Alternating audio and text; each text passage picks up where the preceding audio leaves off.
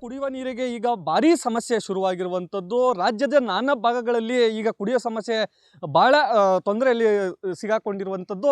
ಅದರಂತೆ ಈಗ ರಾಜ್ಯದ ಅಣೆಕಟ್ಟುಗಳು ಕೂಡ ಖಾಲಿಯಾಗಿದೆ. ನಾವೀಗ ಸದ್ಯ ರಾಮನಗರ ಏನು ಬೆಂಗಳೂರು ದಕ್ಷಿಣ ಜಿಲ್ಲೆ ಚನ್ನಪಟ್ಟಣ ತಾಲೂಕಿನ ಕಣ್ವ ಜಲಾಶಯದ ಬಳಿ ಇದ್ದೇವೆ. ಈ ಜಲಾಶಯದಲ್ಲೂ ಕೂಡ ಅದೇ ಪರಿಸ್ಥಿತಿ ಈಗ ಶುರುವಾಗಿದೆ. ಏನಂದರೆ ಜಲಾಶಯದಲ್ಲಿ ನೀರಿನ ಮಟ್ಟ ಈಗ ಕಡಿಮೆ ಆಗ್ತಾ ಇರುವಂಥದ್ದು. ಎಲ್ಲಿಗೂ ಕೂಡ ಈಗಾಗಲೇ ಕುಡಿಯೋ ನೀರಿಗೆ ಕೂಡ ನೀರನ್ನು ಒದಗಿಸ್ತಾ ಇರೋಂಥ ಪರಿಸ್ಥಿತಿಗೆ ಈಗ ಅಣೆಕಟ್ಟು ಬಂದು ತಲುಪಿದೆ. ಸುಮಾರು 32 ಅಡಿಯಷ್ಟು ಸಾಮರ್ಥ್ಯ ಹೊಂದಿರುವಂಥ ಈ ಒಂದು ಅಣೆಕಟ್ಟು ಇದೀಗ ಬರಿದಾಗ್ತಾ ಇರುವಂಥದ್ದು ಸಾಕಷ್ಟು ಏನು ಆತಂಕಕ್ಕೆ ಎಡೆ ಮಾಡಿಕೊಟ್ಟಿರುವಂಥದ್ದು. ಈಗ ಮಳೆಗಾಲ ಶುರುವಾಗಿ 2 ತಿಂಗಳಾದರೂ ಕೂಡ ಮಳೆ ಸರಿಯಾದ ರೀತಿಯಲ್ಲಿ ಸರಿಯಾದ ಪ್ರಮಾಣದಲ್ಲಿ ಬರ್ತಾ ಇಲ್ಲ.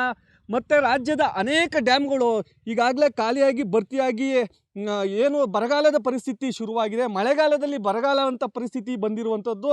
ಈ ಅಣೆಕಟ್ಟು ಪ್ರಮುಖವಾಗಿ ಮಾಗಡಿ ಮತ್ತು ಚನ್ನಪಟ್ಟಣಕ್ಕೆ ಏನು ನಗರ ಭಾಗಗಳಿಗೆ ಕುಡಿಯೋ ನೀರನ್ನು ಒದಗಿಸುವಂಥ ಪ್ರಮುಖ ಅಣೆಕಟ್ಟು ಇದಾಗಿದ್ದು 32 ಅಡಿಯಷ್ಟು ಇರುವಂಥ ಈ ಅಣೆಕಟ್ಟು ಇದೀಗ ಬರಿದಾಗ್ತಾ ಇರೋದು ಸಾಕಷ್ಟು ಆತಂಕಕ್ಕೆ ಎಡೆ ಮಾಡಿದೆ. ಮತ್ತು ಇನ್ನೊಂದು ಇಲ್ಲಿನ ಏನು ಅಂತರ್ಜಲ ಮಟ್ಟವು ಕೂಡ ಕುಸಿತಾ ಇರುವಂಥದ್ದು. ಏನು 800 ಅಡಿ ಈ ರೀತಿಯಾಗಿ ಬೋರ್ವೆಲ್ಗಳನ್ನು ಕೊರೆಸಿದ್ರೂ ಕೂಡ ನೀರು ಸಿಗದೇ ಇರೋಂಥ ಪರಿಸ್ಥಿತಿಗೆ ಈಗ ಬಂದಿದೆ. ಹಾಗಾಗಿ ಮಾಗಡಿ ಮತ್ತು ಚನ್ನಪಟ್ಟಣ ಈ 2 ಪಟ್ಟಣ ಭಾಗಗಳಿಗೆ ಪ್ರಮುಖವಾಗಿ ನೀರನ್ನು ಒದಗಿಸ್ತಾ ಇರುವಂಥ ಈ ಅಣೆಕಟ್ಟು ಇದೀಗ ಬರಿದಾಗ್ತಾ ಇರೋ ಹಿನ್ನೆಲೆಯಲ್ಲಿ ಸಾಕಷ್ಟು ಏನು ಆತಂಕಕ್ಕೆ ಎಡೆ ಮಾಡಿಕೊಟ್ಟಿರುವಂಥದ್ದು.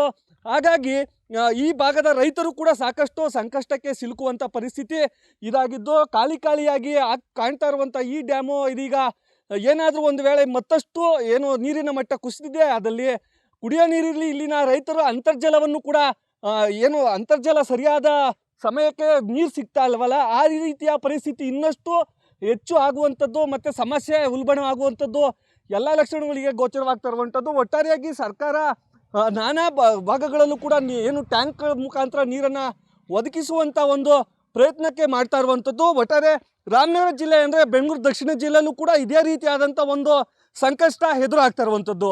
ರಾಜು KS PNS ವಿಸ್ತಾರ ನ್ಯೂಸ್ ರಾಮನಗರ.